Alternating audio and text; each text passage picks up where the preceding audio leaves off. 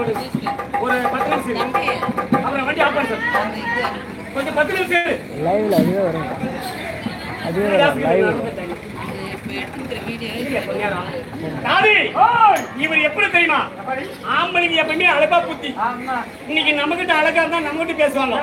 இன்னைக்கு நாமளை விட்டுட்டு வேற ஊத்தினால இருந்தா அவங்க கிட்ட பேசுவாங்க. ஆம்பளைங்களை எப்பவுமே நம்ப கூடாது. அவர் எப்படி அப்படி தெரியுமா? கோடு தாண்டாத குருகுலம் சத்தியம் தவற சந்திரிக்கிறோம். இந்த கோடு எப்படி போடணும்? 7 கோடு 7 கோடு போட்டு 7 கோட்டுக்கும் ஒவ்வொரு கன்னிமாக்களை கால் வச்சுக்கணும். அதெல்லாம் போடல அதற்கு போல இருக்கணும்.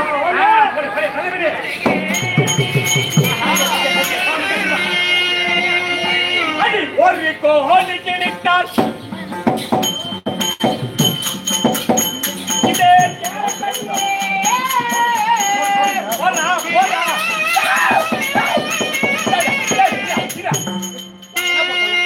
என்ன போற குத்து போயிருப்பா. கோடு போடுறோம்னா இவ்வளவு பெருசு கொண்டாந்து போட்டா நான் வச்சிருக்கிற ஆசையெல்லாம் நிறைவேறாது. ஓடு பின்னால் வையா எலுக்குச்சு வையா